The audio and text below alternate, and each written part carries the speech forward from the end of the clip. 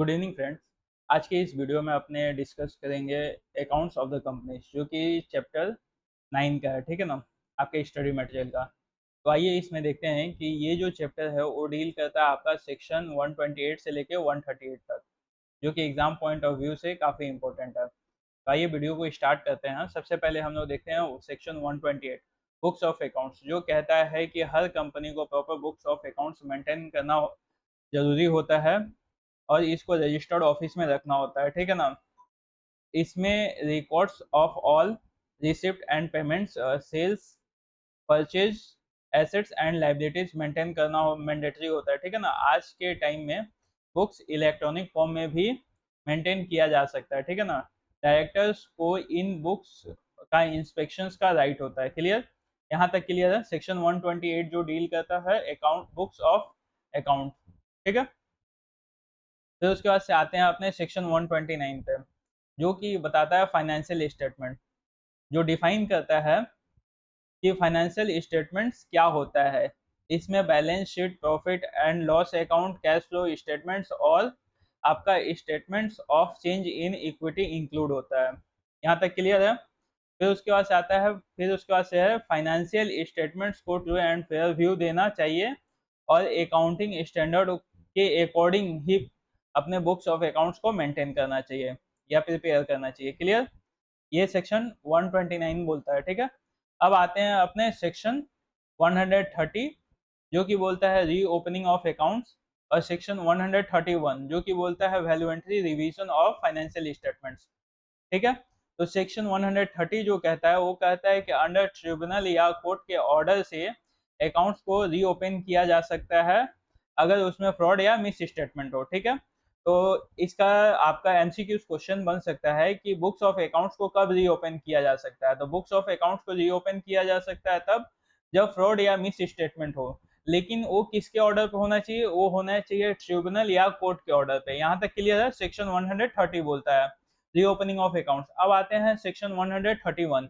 131 कहता है, अलाउ करता है कि कंपनी अपने फाइनेंशियल स्टेटमेंट्स को वैल्यूएंट्री रिवाइज रिवाइज कर सकता है, लेकिन स्पेसिफिक कंडीशंस के साथ। क्लियर, यहाँ तक आपका 130 131 क्लियर हो गया। अब आते हैं सेक्शन 132, जो कि नेशनल फाइनेंशियल रिपोर्टिंग अथॉरिटी नफरा के बारे में बताता है। ठीक है ना, तो जो अकाउंटिंग और ऑडिटिंग स्टैंडर्ड को रेगुलेट करते हैं और प्रोफेशनल्स के कंडक्ट पर भी कंट्रोल करते हैं।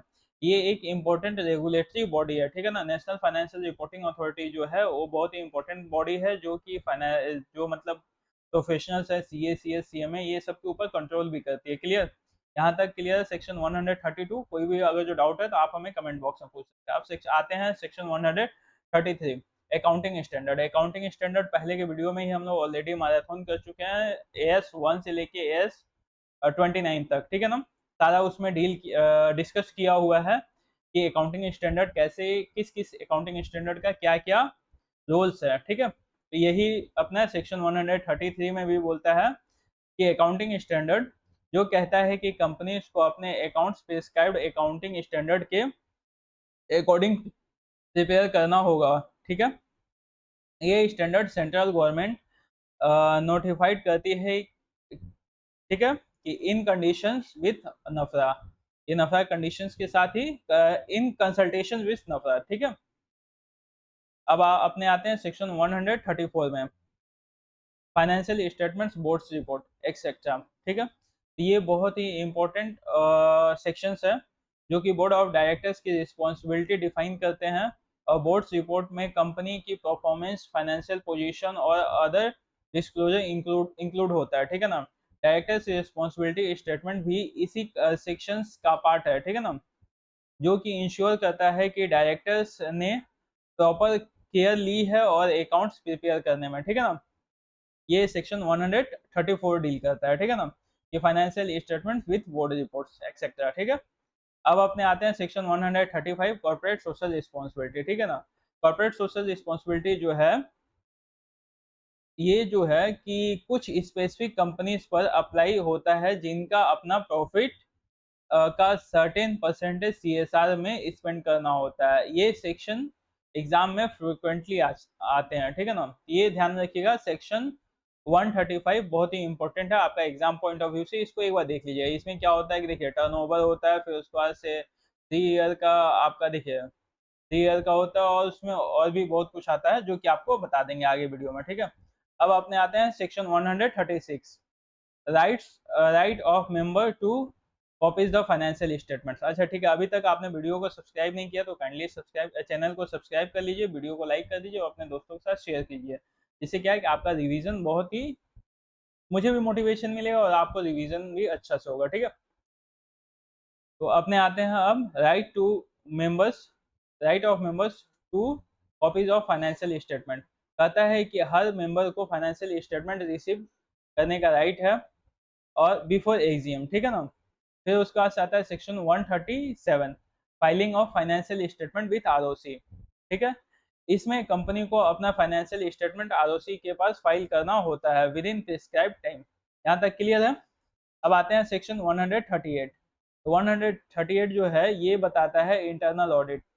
तो इंटरनल ऑडिट कहता है कि सर्टेन क्लासेस ऑफ कंपनीज के लिए इंटरनल ऑडिट मैंडेटरी होता है, जो कंपनीज के इंटरनल कंट्रोल्स और प्रोसेस को इवेलुएट करता है, ठीक है। यहाँ तक आपका टोटली ये हो गया सेक्शन 128 से लेकर 138 तक पूरा क्लियर कॉन्सेप्ट आपको समझ में आ गया, ठीक है। अब अपने जो इम्पोर्टेंट है वो सेक्शन आपका इम्पोर्टेंट है एग्जाम पॉइंट ऑफ व्यू से 128, 129, 134, 135 एंड 137। ये आप बहुत ही याद से वेरी वेरी इंपॉर्टेंट है, कर लीजिएगा, ठीक है ना। अगर जो आपको वीडियो अच्छा लगता है तो काइंडली चैनल को सब्सक्राइब कर लीजिए। अपने मिलते हैं नेक्स्ट वीडियो में ऑडिट एंड ऑडिटर्स चैप्टर के साथ। Thank you.